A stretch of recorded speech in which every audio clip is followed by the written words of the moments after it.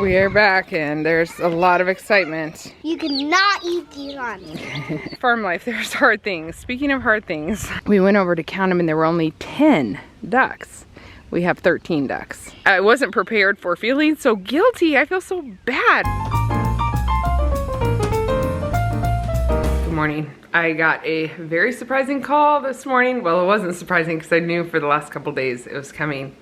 But overall, the news is surprising. Our chicks, baby chicks, 25 of them have arrived at the post office.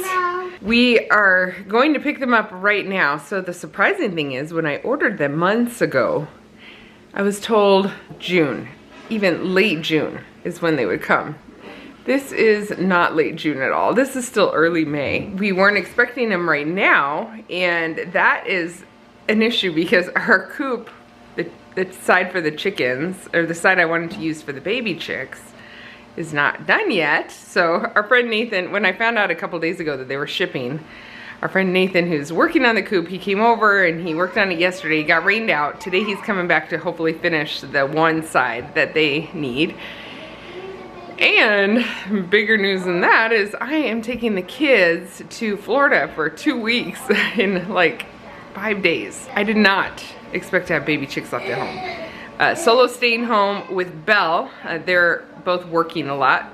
Belle's is working and training with Solo for his finance business, but that's another story for another day. Belle's gonna have a lot on her hands that she did not expect. She thought she'd be taking care of the ducks, her and Solo, but now there's more. You ready to go get some baby chicks? Yeah. You look so cute. Thank you. Okay, I have 3 little helpers with me and we're going to pick up those chicks.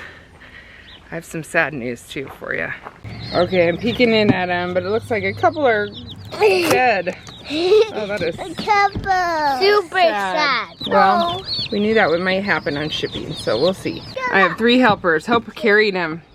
The whole box of 25 chickens you carried at one time. It's so easy. From what I can tell, only 2 of them are laying down lifeless, but did look like a lot of life in the box. So we ordered 25, we'll see. I know it's typical for some to not make Mom, it I'm ready. on transport. I'm holding the box. Okay, we're gonna go get them some food and take them home and get them set up somewhere somehow. We are back and there's a lot of excitement. Okay, we're getting them all set up in their new little home, checking their bottoms. Birds can have a problem like that. Dipping their beaks in water so they know their water. These girls are becoming experts. Hope goes, we're farmers. We have 1 dark one, but the rest are all yellow. So the kind we got is American breasts, which are good for meat birds and for egg laying. They're supposed to be really good meat birds and good layers as well. So we'll see how it goes. I don't know, we're new to this. So Nessa, I got a hand on her, but she is learning. She's got to learn that we're not eating these, guys. Oh. Nessa, you cannot eat these on me.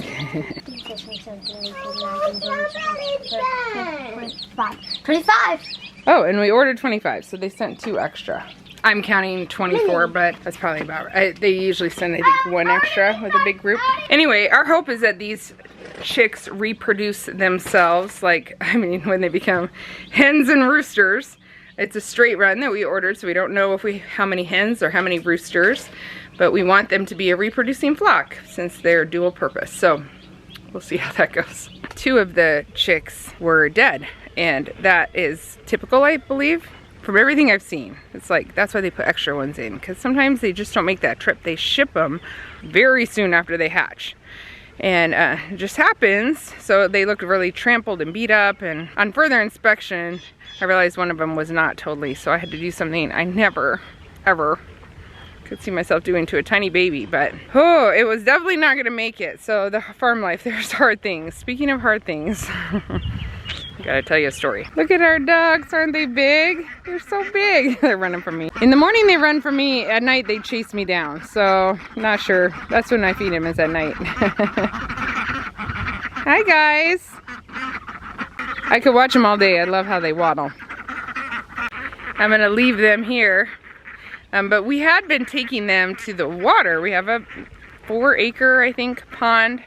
3 or 4 acre, I think, on our property. And, you know, ducks' natural habitat is the water. So I kept reading about when I can put them in the water. When they're fully feathered, they have their oil glands, they can swim usually well then. And we have a little tub here that we fill every day for them. So they did swim since they were babies. We took them down in the water, and after that first time we took them down, I videoed the first time. It was very difficult getting them down there. But after that time, they basically ran to the water. They love it, even though it's quite a hike. It was so, like, you could just tell when you get them there, they're in their element. They absolutely loved it. One other reason we knew they loved it, not only did they play and have fun in the water and love going down, and by the way, they were pretty easy to get back at night too because we feed them at night, but they were having leftover food in the morning for the first time. So I know they were eating well at the pond too. You know, all the little fish and all the things ducks eat. It's where they're meant to be, right? So they were about 9 and 10 weeks old, respectively. We had gotten the 13 of them 1 week apart. From everything I'd read, it's good to leave them there or take them to the pond at 9. You know, 8, even before that, like 6 weeks old, a lot of places say that I read. So we took them down, and then we would check on them frequently during the day. So we have a gator, we'd run down there, different kids, run down and count them, all that. So it was about the 3rd or 4th day that I brought them to the water, and every time we'd brought them to the water, we took them, I guess it was the 4th day, but we took them to the very shallow end. Our pond is very dry right now because we are experiencing drought where we are. And they came home so muddy every day that they were down there because it's just like the bottom of a pond, you know, that they're playing in with real shallow water. So that 4th day, I brought them down, and I took them down by the dock here. Ness has come along to tell this story.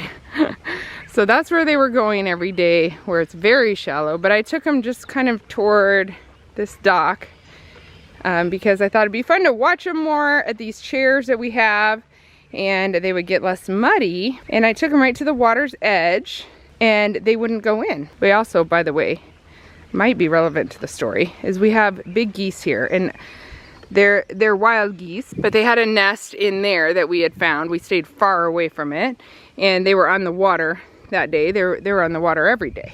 So I brought them to this edge, and they came back. We kind of stood there and waited. They didn't want to go in. I didn't want to push them. They came back up here, and they walked around the tree, and they went back way over there, and we just sort of left them for the morning when they were close to that side, which is the side they had been on the first 3 days, and they loved.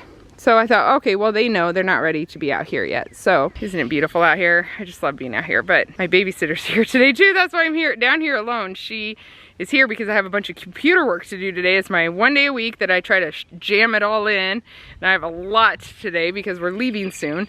But got that unexpected chicken call. So plans change. I'll still get to work. But anyway, we were gone for that morning. It was a Saturday morning, and Belle had a voice recital.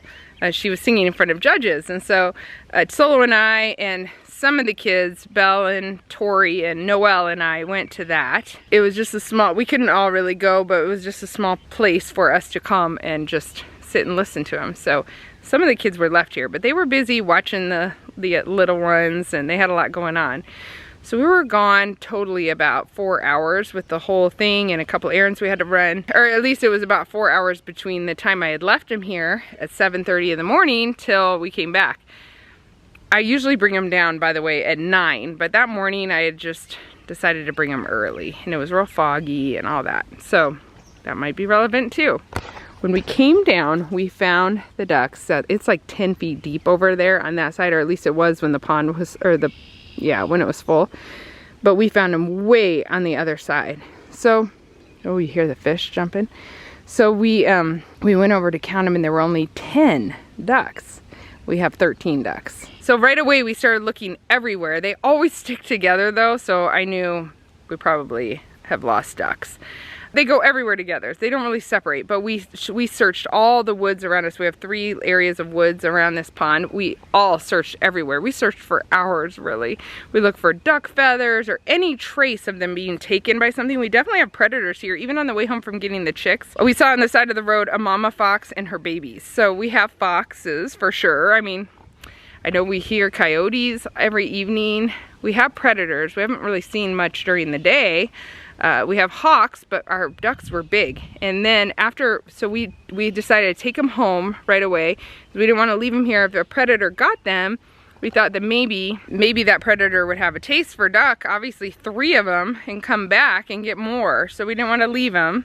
So we took them home. We've actually never brought them back since then. So after a while, at first we thought for sure it was a predator. We also have catfish in here, and I did read that catfish have been known to eat ducks. I think the previous owner said they put 4 in and solo seen 1. That is huge. So I don't know how many catfish we have, but I don't know. We started thinking maybe they were eating my catfish. Why would a hawk get 3 of them? And then I started realizing, I realized right away that it was the big fat ducks that were gone. The big ones that I had gotten from Meyer Hatchery that were golden layers, I think. And they're beautiful ducks, but I loved watching them walk because they were big and fat and waddled. And so then I started thinking maybe they drown. And my sister-in-law, when she heard the story, she confirmed to me she thinks they probably drowned. So they were the big heavy ones. Anyway, I would love to hear your thoughts if you know about ducks. I was prepared for losing animals. We'd never found them, by the way. They never came back. I've never seen them fly. That was another thing, is they flap their wings and try, but they don't fly. I think I have some that are more like runner ducks. They came from a store where they couldn't tell us what they were, but they look like runner ducks. They did fine. My biggest one, I think, is a drake, and he did fine. But I think those beautiful, big, fat white ducks are in the bottom of the pond. That's my suspicion. I was definitely prepared to lose animals, like knowing that happens. In fact, I had ordered 6 from the hatchery and decided to get more from the store because I thought, you know what? Sometimes they arrive dead, just like our chicks did, or they just don't make it for one reason or another. They're just weak or sickly, and I didn't want to have just 6. What I wasn't prepared for is, I'm not crying, I got something stuck in my throat, but it is very sad. It's been hard to talk about it. It's been like 5 days and I haven't mentioned it, but I wasn't prepared for feeling so guilty. I feel so bad about their death. I feel like maybe I brought them out here too young, or maybe I got the wrong kind of ducks that are not good in water and I didn't research enough. Like, they're good layers, but are they not good swimmers? I thought all ducks are good swimmers. I didn't really realize that I needed to research if they were good swimmers or not. And I'm not sure if I can bring them back here. We're going out of town for 2 weeks. Like I said, Belle is going to be watching the ducks. I think I'm just gonna keep free ranging them up in the field. They do love that, but it's not like the water. We set up some water for them to play in every day, but it's just not like the pond, you know? I don't want them to not live on the pond. I feel like this is their natural habitat and this is where they should be. I thought they were safest on the pond because they can escape predators by swimming out into the water. But yeah, I would love to know what you think. We're down to 10 ducks and it's really sad. We keep saying, oh, it's so sad those ducks are gone. I love the ducks, obviously. Do you think they drowned? Is that probably what happened? They did go all the way across, and maybe the geese had something to do with it, the wild geese. We did notice when we went to look for the ducks that the eggs, the goose eggs were gone, which probably could have happened in the night. I hadn't checked them that morning. They're just along the path here, so we don't get close to it, but we could see from the path the eggs, the big eggs, and so, you know, a raccoon or something could have gotten those in the night. I don't know if the big wild geese had anything to do with it, but yeah, that's our duck story. It's a mystery, unsolved mystery. It's honestly a little bit hard to get baby chicks coming off of feeling like I'm not doing this very well, losing 3 ducks. The sadness part, like, I was prepared for that, being sad about loss, because there's a lot of loss when you have a homestead, and I do know that in my mind. I just dealt with 2 of them this morning. I just want to do it right, you know? You know, ducks' wild habitat is the pond, but ducks do lose their lives on the pond probably sometimes. I know wild ducks are a lot different and fly better and all that stuff, but I don't know. I hope our ducks have babies, and when they raise their own babies, they will do a much better job than I do because, you know, they're ducks. And I am not. Okay, chicks seem to be doing good. I think I mentioned my sitter was here today. Ooh, Light, where are you? What do you think of this chickie?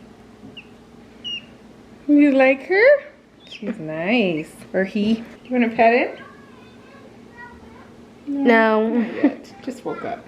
The chicks seem to be doing really well now. All of them seem perky and they're definitely drinking their water. So, well, and eating. We're watching them eat too. So we went to my parents' place where they stay when they're in town. Because they're here right now and my dad was filming something fun with the little girls. So we get over there, we're telling him about the new chickens and he is teasing them. He's like, let's go have chicken for lunch. You know how papas do, especially mine. He was just teasing them about Chick-fil-A and Raising Cane's and we have another one, Slim Chicken. Which one should we go to? And all of a sudden Hope looked at him and he goes, wait, why is it called Chick-fil-A? Like, it just occurred to her, is it chicks we're eating? Oh my goodness, Tori's learning how to drive the gator and she's doing so good. All in all, it's loud. Say bye, Tori. Mom, I'm going over to the ducks. Can I pass through here? Sure. What? Yeah. We want fertilized eggs and to have babies and to get a bigger flock. But we also have dual purpose birds that will be used for meat. So I think there's 4 really important things that will happen as we start eating meat that we have raised ourselves. And we just had some lessons in that already today, day 1, with the 2 chicks that died. One I had to help. That was so hard. Even though I feel like I'm prepared for having meat birds, that was very difficult to do. I had to really suck it up and talk to myself about putting that bird out of its misery. That was definitely not going to make it, but that was a hard first lesson. And then there are 4 things I really hope that we are able to learn. And one of them is we want to have less waste. So we're using more of the animal whose life is being sacrificed for our food. And we want to have healthier food and better tasting food and really a better life for the chicken, because I feel like if you're eating meat you can't complain about the fact that we are raising our own. I know people struggle with that, like, well, how could you kill the chickens? But if you're eating meat, then you might be in denial about where your meat comes from. And I think we can all be in denial a lot, not all of us probably, but a lot of us, and a little more detached from where our food comes from. And I think for me and my family, I'm hoping that we become more connected to the source of our food and just appreciate it more.